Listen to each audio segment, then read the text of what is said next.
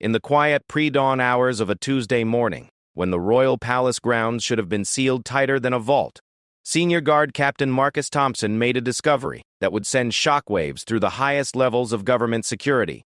What began as a routine patrol check turned into a nightmare scenario that no royal protection manual had ever prepared him for. As his flashlight beam swept across the secured vehicle compound, illuminating rows of armored cars and official state vehicles, something was terribly wrong.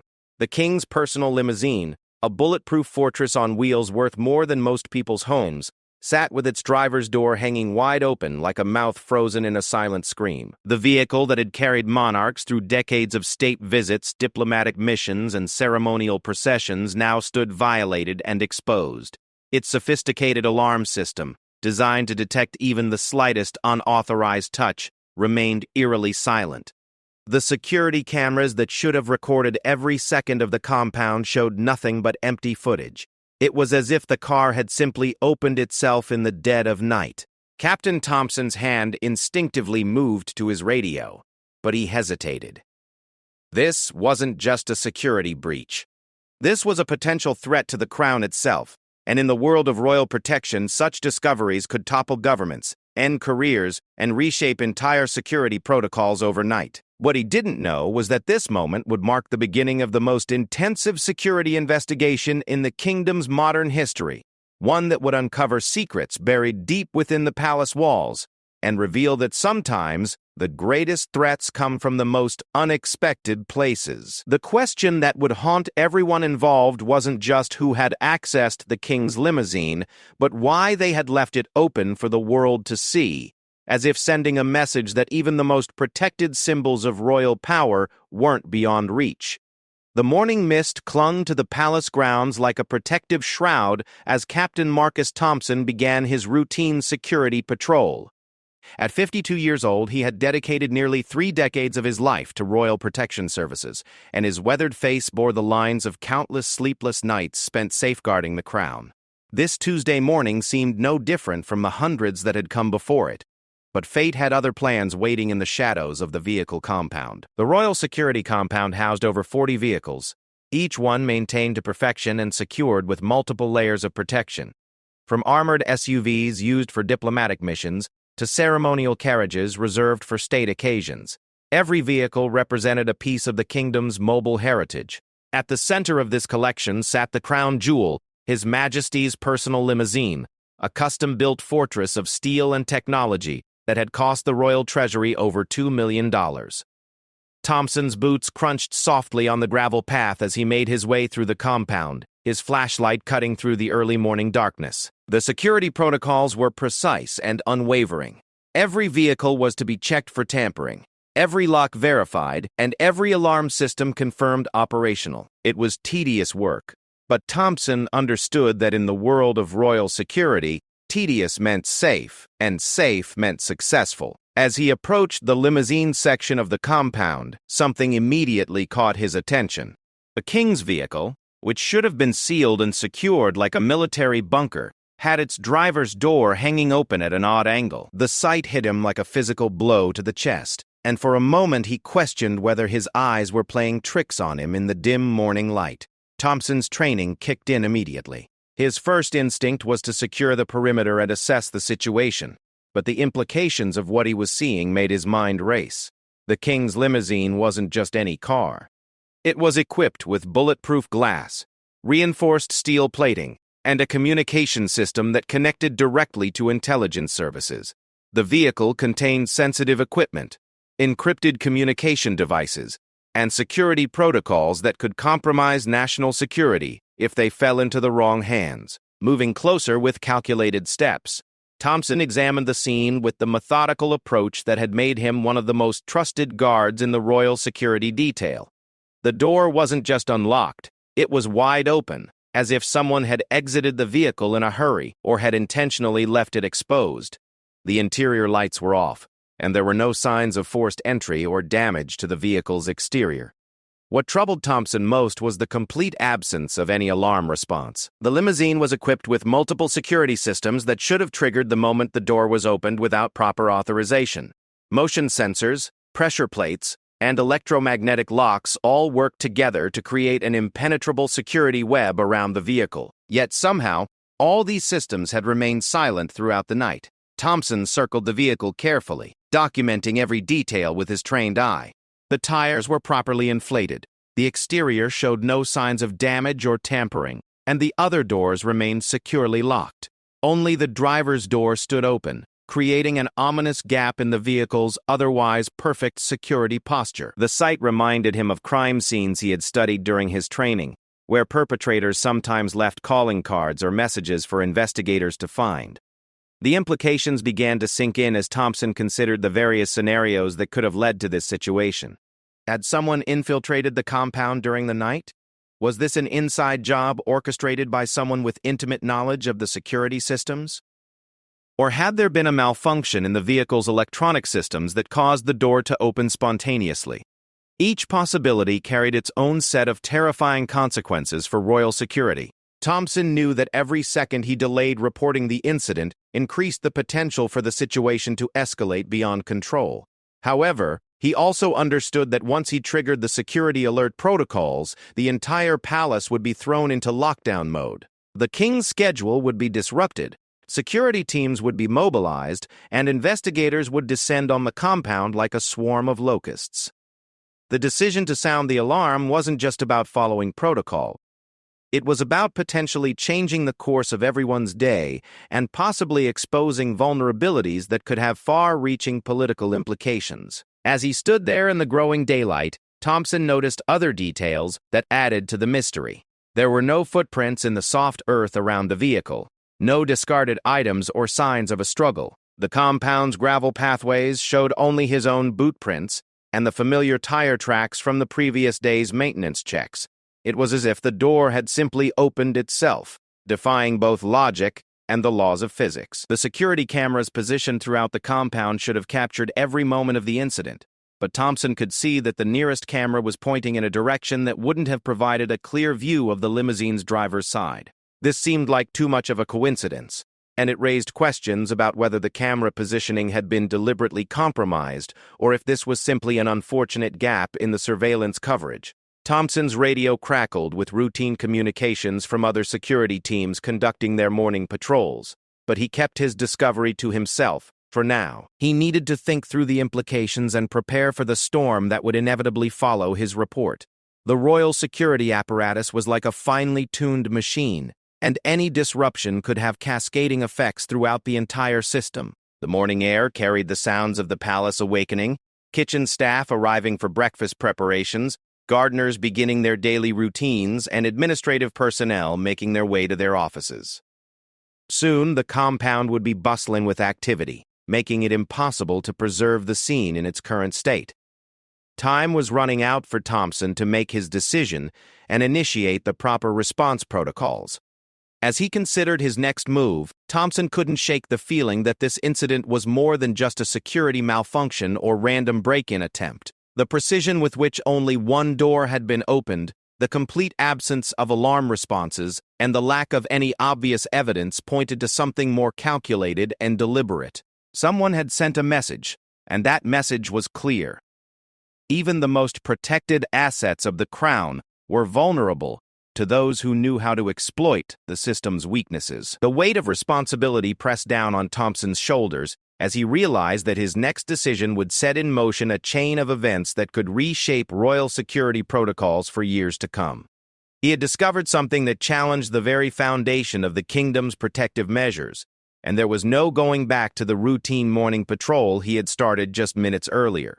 With his hand hovering over his radio, Thompson took one final look at the open limousine door, knowing that once he made the call, this quiet Tuesday morning would transform into one of the most significant security investigations in the palace's recent history. The discovery would soon involve everyone from junior guards to intelligence officials, and the implications would reach far beyond the walls of the royal compound. The sun continued to rise over the palace grounds, casting long shadows across the vehicle compound and illuminating the scene that would soon become the center of intense scrutiny and investigation. Thompson's years of training and experience had prepared him for many situations, But nothing had prepared him for the moment when routine vigilance would uncover a mystery that threatened the very core of royal security protocols and challenged everything he thought he knew about protecting the crown. Thompson's finger pressed the emergency alert button on his radio, and within seconds, the quiet morning air was shattered by the urgent crackle of communication systems coming to life across the palace grounds. His voice carried the weight of 3 decades of experience as he delivered the code words that would mobilize the entire royal security apparatus. Red alert, vehicle compound, King's unit compromised. The response was immediate and overwhelming. Within 5 minutes, the compound was sealed off by armed guards who arrived from multiple directions, their boots pounding against the gravel in synchronized precision. Chief Security Director Elena Rodriguez was the first senior official to arrive, her usually immaculate uniform slightly disheveled from the speed with which she had responded to the emergency call. At 45, Rodriguez had earned her position through a combination of brilliant strategic thinking and an unwavering dedication to royal protection that had impressed even the most skeptical members of the old guard. Rodriguez approached Thompson with the focused intensity that had made her legendary within security circles. Her dark eyes swept over the scene, taking in every detail of the open limousine door while simultaneously coordinating the lockdown procedures through her headset. The compound transformed from a peaceful morning setting into a highly controlled crime scene within minutes, with yellow security tape creating barriers and specialized investigation teams setting up equipment. The King's limousine stood at the center of the controlled chaos like a wounded giant, its open door now the focal point of an investigation that would involve dozens of personnel and resources worth millions of dollars. Rodriguez ordered immediate documentation of the scene from multiple angles while maintaining strict protocols to preserve any potential evidence that might explain how the security breach had occurred.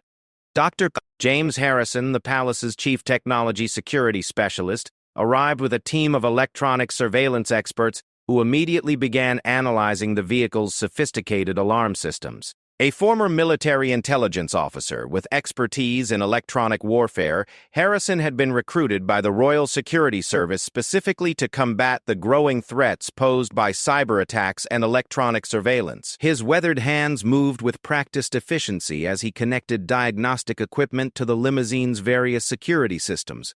The initial findings were more disturbing than anyone had anticipated. Harrison's preliminary analysis revealed that the vehicle's alarm systems hadn't malfunctioned.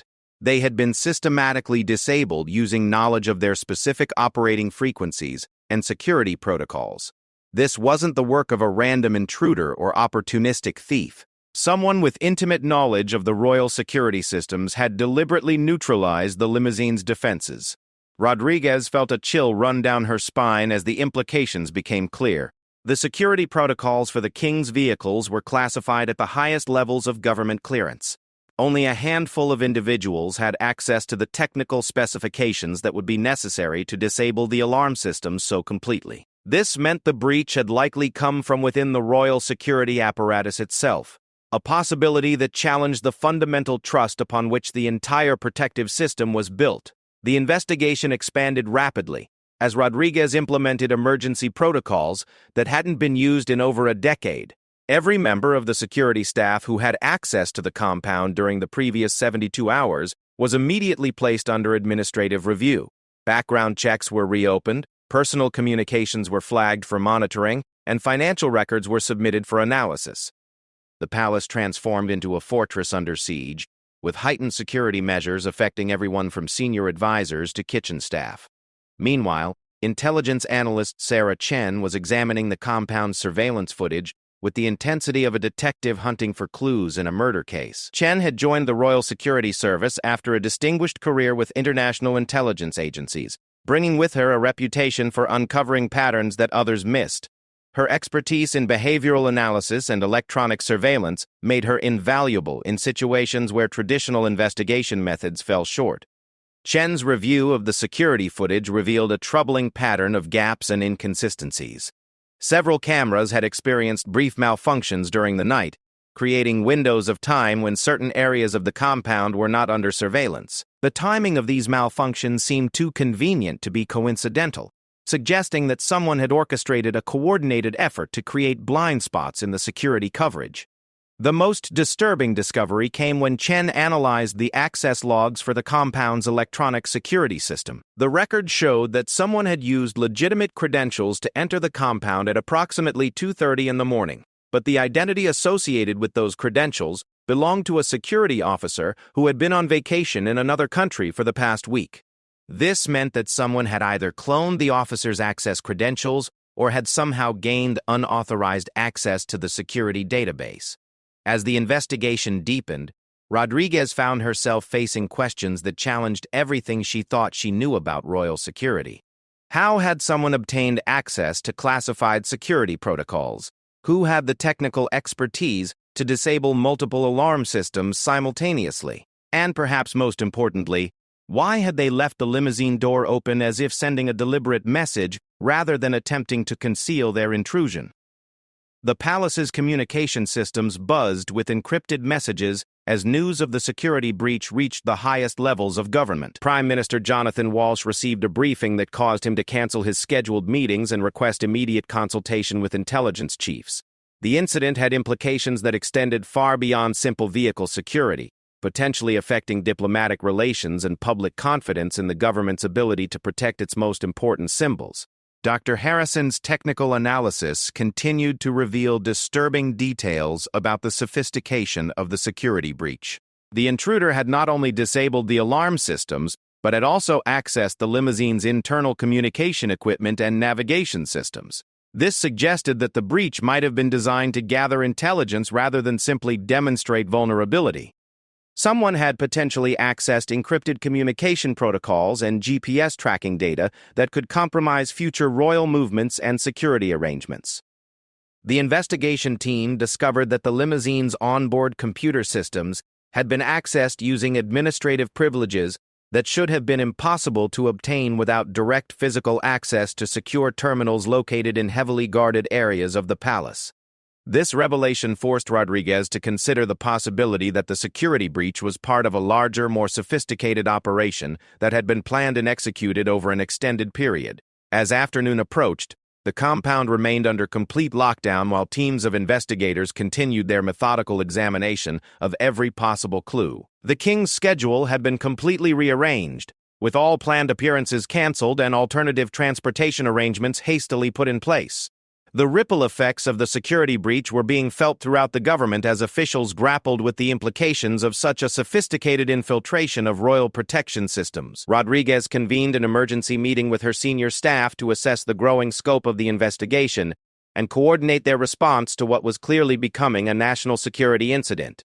The meeting took place in a secure conference room, deep within the palace, where sensitive information could be discussed without fear of surveillance or electronic eavesdropping. The atmosphere was tense as senior officials tried to comprehend how their supposedly impenetrable security systems had been so thoroughly compromised.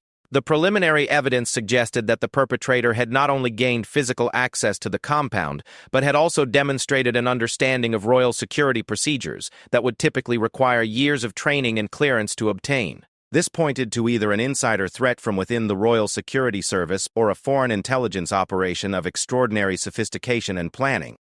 As the day progressed, the investigation revealed layers of complexity that transformed what had initially appeared to be a simple security breach into a potential threat to national security. The open limousine door had been just the beginning, a visible symbol of vulnerabilities that ran much deeper through the royal protection systems than anyone had imagined possible. Rodriguez realized that this incident would fundamentally change how royal security operations were conducted, requiring a complete review of personnel screening procedures, technical security measures, and operational protocols. The investigation was far from over, and the questions it raised about trust, loyalty, and security would have implications that extended far beyond the palace walls into the highest levels of government and international relations. The investigation reached a critical turning point when forensic specialist Dr. Margaret Foster arrived from the National Crime Laboratory with equipment designed to detect the most subtle traces of evidence. Foster's reputation for solving impossible cases had earned her consultancy roles with intelligence agencies across Europe, and her presence at the palace indicated the severity with which the government was treating this security breach. Foster's team began their meticulous examination of the King's Limousine using techniques typically reserved for counterterrorism investigations. They deployed ultraviolet scanners, chemical trace detectors, and microscopic fiber analysis equipment to search for any evidence that the intruder might have left behind. The vehicle was essentially turned into a laboratory, as every surface was systematically examined for fingerprints, DNA traces, or other forensic evidence. The breakthrough came when Foster discovered microscopic fibers embedded in the driver's seat that didn't match any materials used in the vehicle's construction or maintenance. These fibers were synthetic, with a specific weave pattern that suggested they came from a specialized type of tactical clothing often used by security professionals. More intriguingly, chemical analysis revealed traces of a rare cleaning solvent that was used primarily in electronics manufacturing facilities. Rodriguez watched the forensic analysis with growing concern as the evidence painted a picture of a perpetrator who had planned this intrusion with extraordinary attention to detail. The combination of specialized clothing and industrial chemicals suggested someone with access to both security equipment and advanced technical facilities. This wasn't the profile of a typical criminal or even a standard intelligence operative. Meanwhile, intelligence analyst Chen had made her own disturbing discoveries while examining the digital footprints left by the security breach. Her analysis of network logs revealed that someone had accessed the palace's central security database 3 weeks prior to the incident, downloading technical specifications for the King's Limousine and surrounding security systems. The access had been made using legitimate administrative credentials, but from a location that couldn't be traced through normal channels. Chen's investigation led her deep into the digital infrastructure that supported royal security operations, where she discovered a sophisticated network intrusion that had been operating undetected for months. The intruders had created what cybersecurity experts call a ghost presence, maintaining access to sensitive systems while leaving minimal traces of their activities. They had been studying royal security procedures, mapping personnel schedules, and identifying vulnerabilities in the electronic surveillance systems. The scope of the digital infiltration was staggering. The intruders had accessed personnel files, security protocols, vehicle maintenance schedules, and even the king's personal itinerary information. They had essentially created a complete intelligence picture of royal security operations, giving them the knowledge necessary to plan and execute the limousine breach with precision timing and minimal risk of detection. Dr. Harrison's technical analysis of the limousine's electronic systems revealed additional layers of sophistication in the attack. The intruders had not only disabled the alarm systems, but had also installed microscopic monitoring devices that were nearly undetectable, even with specialized scanning equipment. These devices were designed to intercept and transmit encrypted communications, potentially compromising future security operations and putting royal personnel at risk. The monitoring devices used technology that was typically available only to state-level intelligence agencies, suggesting that the perpetrators had access to resources and expertise that went far beyond what civilian criminals or terrorist organizations could typically deploy. This revelation forced government officials to consider the possibility that they were dealing with a foreign intelligence operation targeting the royal family and government leadership. As the investigation expanded, Rodriguez found herself coordinating with multiple government agencies, including domestic intelligence services, international security organizations, and counterterrorism units. The palace had become the center of a multi-agency investigation that involved some of the most experienced security professionals in the country. The stakes had risen far beyond a simple security breach to a potential threat to national sovereignty. The breakthrough in identifying the perpetrator came from an unexpected source. Palace Maintenance Supervisor Robert Mills, who had worked at the royal residence for over 20 years, remembered seeing an unfamiliar technician working on communication equipment in the compound area several weeks earlier. The technician had carried proper identification and work orders, but Mills had noticed that the person seemed unusually interested in the vehicle's security systems rather than focusing on the communication repairs they were supposedly conducting. Mills's description of the suspicious technician matched the profile that investigators had been developing based on the forensic evidence and digital analysis. The person was described as professionally dressed, knowledgeable about technical systems, and confident in their interactions with palace staff. Most importantly, Mills remembered that the technician had asked specific questions about the Limousine's security systems that seemed inappropriate for someone conducting routine communication equipment maintenance. The identification led investigators to examine work orders and contractor records going back several months, where they discovered a pattern of suspicious service requests that had provided opportunities for unauthorized personnel to access secure areas of the palace. Someone had been using legitimate maintenance and service contracts as cover for intelligence gathering operations, exploiting the trust that palace staff placed in properly credentialed service providers. Chen's analysis of the contractor records revealed connections to shell companies that appeared to exist primarily on paper, with minimal actual business operations and financial backing that couldn't be traced through normal commercial channels. These companies had been systematically winning small service contracts with the palace, gradually building access and familiarity with security procedures, while avoiding the intensive background checks required for permanent staff positions. The investigation team realized they were dealing with a long-term intelligence operation that had been carefully planned and executed over many months. The open limousine door hadn't been the beginning of the security breach. It had been the culmination of an extensive intelligence-gathering operation designed to demonstrate the vulnerability of royal security systems to potential adversaries. Rodriguez convened an emergency meeting with senior government officials to discuss the implications of their findings and coordinate an appropriate response. The meeting included representatives from intelligence agencies, diplomatic services, and military security organizations, reflecting the national security implications of the security breach. The discussion focused on how to neutralize the ongoing threat, while minimizing damage to international relations and public confidence in government security capabilities. The evidence suggested that the perpetrators had achieved their primary objective, of demonstrating their ability to penetrate royal security systems, but the monitoring devices they had installed indicated that their operations were ongoing. This created an urgent need to neutralize the threat while potentially using the situation to gather counterintelligence about the organization behind the intrusion. Dr. Foster's forensic team had identified DNA traces from the limousine that didn't match any individuals in the palace's personnel database, providing potential evidence that could be used to identify the perpetrator if they were apprehended. However, the sophisticated nature of the operation suggested that the individuals directly involved in the breach were likely to be highly trained professionals who would be difficult to locate and prosecute through normal law enforcement channels. As evening approached, the investigation had transformed from a security incident into a counterintelligence operation, with implications for national security and international relations. The palace remained under heightened security while investigators worked to understand the full scope of the intelligence operation and develop strategies to prevent future breaches of royal security systems. The king himself had been briefed on the investigation's findings, and his response had been characteristically measured but firm.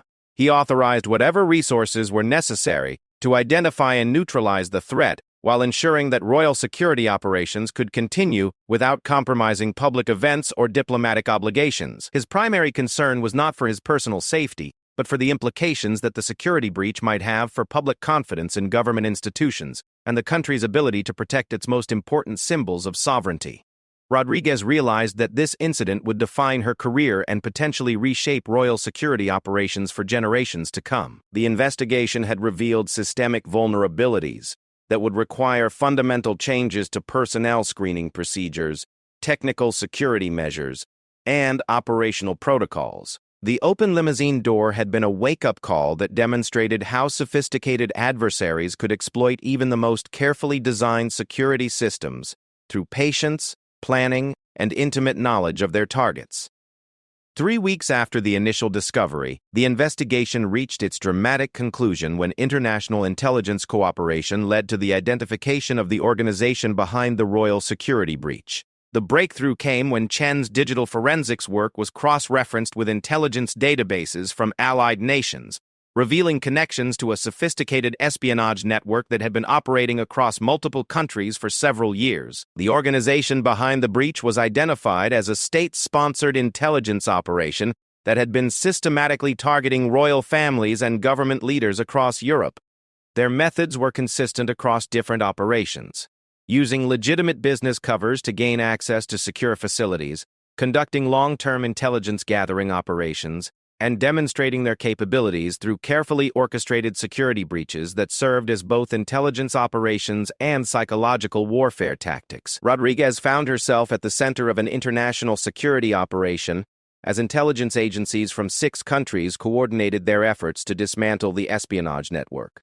The palace became a hub of activity as investigators shared information and developed strategies to neutralize the threat while gathering evidence that could be used to prosecute the individuals involved in the operations. The investigation revealed that the Limousine breach had been part of a larger operation designed to test the security responses of Royal Protection Services and gather intelligence about defensive capabilities and procedures. The perpetrators had been studying reaction times, communication protocols, and investigation procedures to develop comprehensive intelligence profiles that could be used to plan future operations or sold to other interested parties. Foster's forensic evidence proved crucial in identifying the specific individuals involved in the breach. The DNA traces recovered from the Limousine matched samples from similar security incidents in other countries, providing concrete evidence of the international scope of the espionage operation. This evidence formed the basis for international arrest warrants and diplomatic protests that would have far-reaching consequences for international relations. The technical analysis conducted by Dr. Harrison revealed that the monitoring devices installed in the Limousine were part of a sophisticated surveillance network that had been collecting intelligence about royal security operations for months. The devices had been transmitting encrypted data to servers located in multiple countries, making it difficult for investigators to trace the ultimate destination of the stolen information. The counterintelligence operation that emerged from the investigation involved cooperation between domestic and international intelligence agencies on a scale rarely seen outside of major terrorism investigations. The operation required careful coordination to ensure that the espionage network could be dismantled without alerting other cells or compromising ongoing intelligence operations in other countries. Captain Thompson, whose routine morning patrol had uncovered the security breach, found himself playing a crucial role in the international investigation. His detailed observations and meticulous documentation of the scene had provided investigators with critical evidence that helped establish the timeline and methods used in the breach. His 3 decades of experience had prepared him for many situations, but nothing had prepared him for becoming a key witness in an international espionage case. The arrests came simultaneously across 4 countries, as international law enforcement agencies coordinated raids on facilities connected to the espionage network.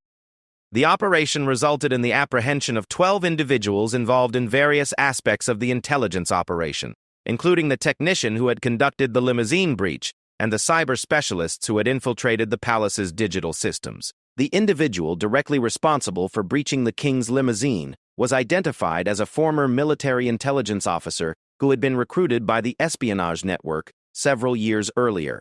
His expertise in electronic security systems and his ability to blend in with legitimate service personnel had made him valuable for operations requiring access to highly secured facilities. His arrest revealed additional details about the network's operations and provided evidence that would be crucial for prosecuting the broader conspiracy. The diplomatic consequences of the investigation extended far beyond the criminal prosecutions. The evidence of state-sponsored espionage targeting royal families led to formal diplomatic protests, the expulsion of intelligence operatives operating under diplomatic cover, and a comprehensive review of international security cooperation agreements. The incident became a catalyst for enhanced intelligence sharing and coordinated security measures among allied nations. Rodriguez implemented a complete overhaul of royal security procedures based on the lessons learned from the investigation. The new protocols included enhanced background screening for all service contractors, improved electronic monitoring systems, and regular security assessments conducted by independent specialists. The changes were designed to prevent similar intelligence operations while maintaining the accessibility that was essential for royal public engagements. The palace's technical security systems underwent a complete modernization program led by Dr. Harrison and an international team of cybersecurity specialists. The new systems incorporated advanced encryption technologies, multi-layered authentication protocols, and real-time threat detection capabilities that could identify and respond to sophisticated intrusion attempts before they could compromise sensitive operations. Chen's role in uncovering the digital aspects of the espionage operation led to her promotion to head of cybersecurity for Royal Protection Services. Her expertise in digital forensics and network security became crucial for developing the enhanced security protocols that would protect royal operations from future cyber threats. Her work on the investigation established new standards for digital security in government and Royal Protection Services. The investigation's conclusion brought significant changes to palace operations, but it also demonstrated the effectiveness of the security systems when properly implemented and supported.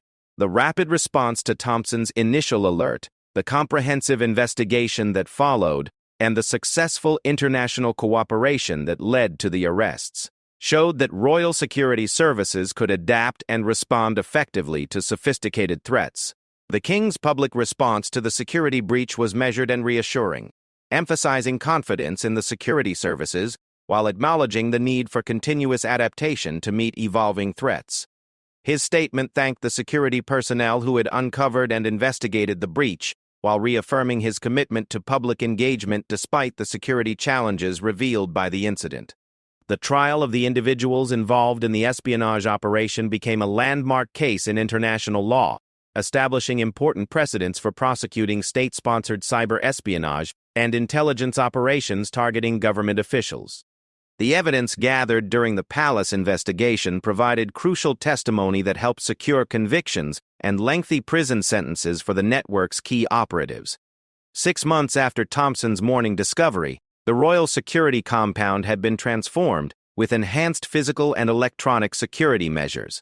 The King's Limousine, now equipped with next-generation security systems, resumed its role in royal transportation, with confidence that the lessons learned from the investigation had made it more secure than ever before. The incident became a case study in security and intelligence circles, demonstrating how routine vigilance and professional investigation could uncover and neutralize sophisticated threats to national security. Thompson's morning patrol had not only protected the royal family, but had also contributed to dismantling an international espionage network that had been threatening security across multiple countries. Rodriguez reflected on how a single open car door had led to one of the most significant counterintelligence operations in recent history. The investigation had challenged her understanding of security threats, and it ultimately strengthened the Royal Protection Services through the hard-learned lessons of confronting a sophisticated and determined adversary. The palace grounds returned to their normal routine, but with an enhanced appreciation for the vigilance required to protect the symbols and institutions of democratic government.